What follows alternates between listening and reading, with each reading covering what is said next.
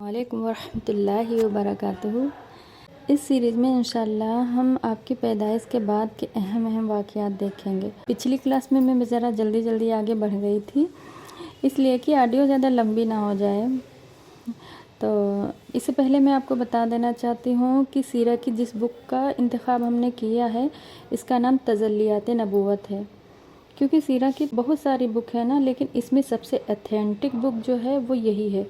جتنی بھی احادیث اور واقعات اس میں لیے گئے ہیں، دنیا بھر کے تمام علماء اسی میں ایک رائے رکھتے ہیں۔ یہ بک جو ہے نا وہ صفی الرحمن مبارک پوری، جنہوں نے الرحیق المختوم لکھی ہیں، اس کے بعد پھر اسی بک کا خلاصہ کہہ لیجئے یا سمری کہہ لیجئے کہ انہوں نے اس کو اردو لینگویج میں لکھا۔ اس بک کو سعودی عرب کی طرف سے کئی ایوارڈ بھی مل چکے ہیں، اور اب یہ دنیا بھر کے تمام ملکوں میں پڑھائی بھی جاتی ہے ماشاءاللہ۔ اچھا جی، تو اب ہم اپنے لیسن کی طرف آتے ہیں۔ ہم نے پڑھا کہ آپ کی پیدائش کی خبر سن کر آپ کے دادا بہت خوش ہوئے اور سب سے پہلے خانہ کعبہ میں لے جا کے آپ سے دعا کری۔ آپ نے کیا دعا کی؟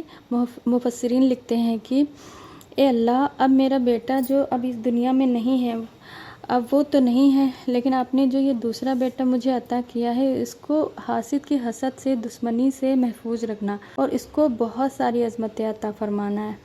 اور بی بی آمنہ کے پاس جا کر یہ بھی کہا تھا کہ اس بچے کا خیال رکھنا، کیونکہ میرے اس بچے کی بہت نرالی شان ہے، بہت شان والا بچہ ہے یہ۔ مورخین یہ بھی لکھتے ہیں کہ اس موقع پر آپ کا نام محمد رکھا۔ محمد نام کیوں رکھا؟ بعض روایتوں میں یہ آتا ہے کہ ایک بار عبد المطلب ملک شام گئے ہوئے تھے، تو ان کے ساتھ 3 آدمی بھی تھے۔ اس وقت شام میں جو یہودی راہب رہتے تھے، تو انہوں نے جب سنا کہ مکہ سے کچھ لوگ یہاں آئے ہیں، تو وہ لوگ کیا ہوا کہ وہ لوگ ان سے ملنے کے لیے چلے آئے اور کہنے لگے کہ ان سے ہسٹری کے بارے میں بتانے لگے، ان سے کہنے لگے کہ عرب میں ایک بچہ پیدا ہوگا جو نبی ہوگا اور اس کا نام محمد ہوگا۔ اور ان کے ساتھیوں نے سوچا کہ ہمارے یہاں اس بار جو بھی بچہ پیدا ہوگا ہم اس کا نام محمد ہی رکھیں گے۔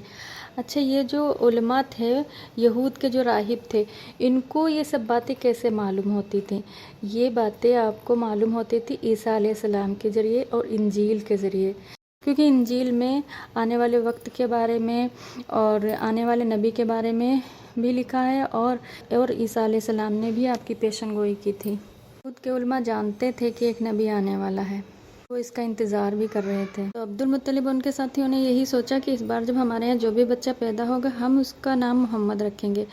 تو یہ بات کچھ ہسٹورین لکھتے ہیں۔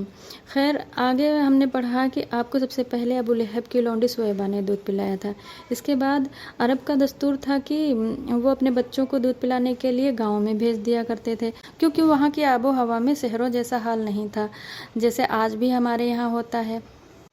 اور پھر مکہ میں حج کرنے کے لیے ہر ملک سے لوگ آتے تھے، مطلب طرح طرح کے لوگوں سے کمیونیکیشن کی وجہ سے ان کی لینگویج مکس اینڈ میچ ہو گئی تھی۔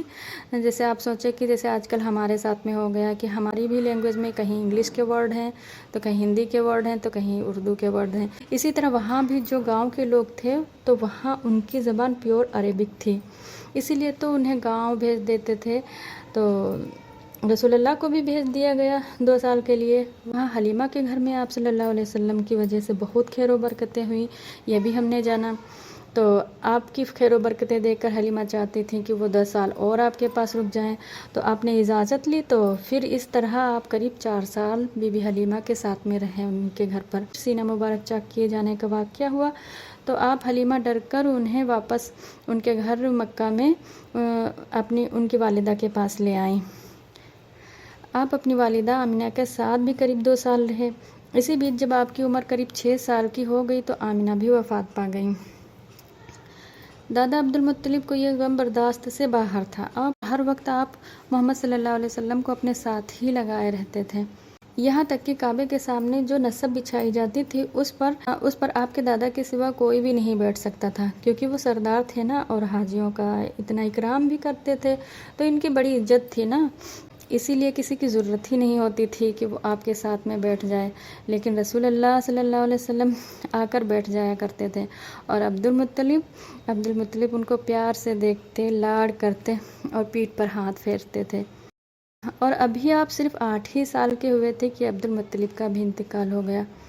تو آپ سوچیں کیا گزر رہی ہوگی اس بچے کے دل پر، جس کے پیدا ہوتے ہی فادر کا بھی انتقال ہو گیا اور 6 سال کی معصوم سی عمر میں ماں کا بھی انتقال ہو گیا۔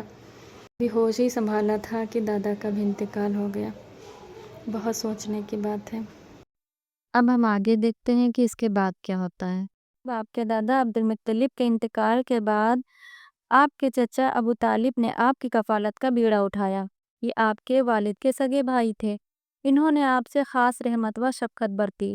وہ مالدار تو نہ تھے، لیکن آپ کی کفالت کے بعد اللہ تعالیٰ نے ان کے تھوڑے سے مال میں اس قدر برکت دی کہ ایک آدمی کا کھانا پورے کنبے کے لیے کافی ہو جایا کرتا تھا۔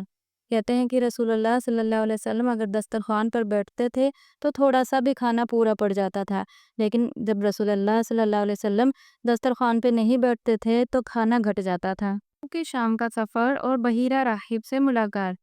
جب آپ صلی اللہ علیہ وسلم کی عمر 12 برس اور کہا جاتا ہے کہ مزید 2 مہینے 10 دن کی ہوئی تو ابو طالب نے تجارت کے لیے ملک شام جانے کا قصد کیا۔ آپ کو ان کی جدائی بہت گراں گزری ہو، جس سے وہ بھی بہت متاثر ہوئے اور اپنے ساتھ لے لیا۔ جب قافلے نے ملک شام کی حد میں پہنچ کر شہر بصرہ کے قریب پڑاؤ ڈالا تو بحیرہ نام کا عیسائیوں کا ایک بڑا راہب اپنے گرجے سے نکل کر ان کے پاس آیا۔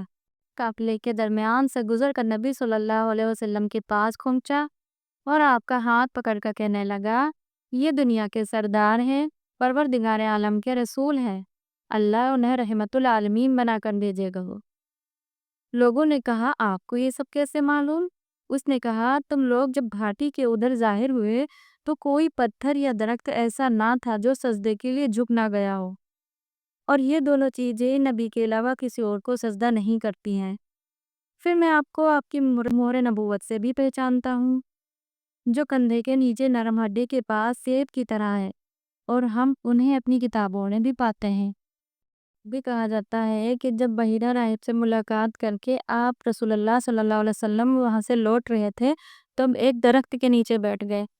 جب بحیرہ نے آپ کو اس درخت کے نیچے بیٹھے ہوئے دیکھا تو ابو طالب سے فرمایا، اس درخت کے نیچے آخری مرتبہ عیسیٰ علیہ السلام بیٹھے تھے، اور انہوں نے یہ فرمایا تھا کہ اس درخت کے نیچے میرے بعد کوئی نبی ہی بیٹھے گا، اور آج دیکھیے رسول اللہ صلی اللہ علیہ وسلم اس درخت کے نیچے بیٹھے ہیں۔ اس سے پہلے کوئی بھی اس درخت کے نیچے نہیں بیٹھا۔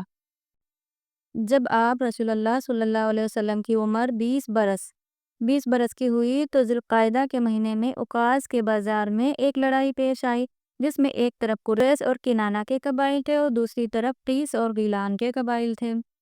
دونوں میں گھمسان کی لڑائی ہوئی۔ فریقین کے کئی آدمی کھیت رہے، لیکن پھر انہوں نے صلح کر لی اور طے کیا کہ دونوں طرف کے مقتولین گنے جائیں، جدھر زیادہ ہوں ادھر والے زائد مقتولین کا خون بہا لیں۔ اس کے بعد جنگ ختم ہو گئی اور باہم شر و عداوت کو مٹا دیا گیا۔ اس جنگ میں آپ بھی شریک ہوئے تھے اور چچا کو تیر تھمایا کرتے تھے۔ اس کا نام جنگ فجار اس لیے پڑا کہ اس میں حرام مہینے کی حرمت کو پامال کیا گیا تھا۔ فجار نام کے واقعات 4 بار پیش آئے، ہر سال ایک واقعہ پیش آتا رہا۔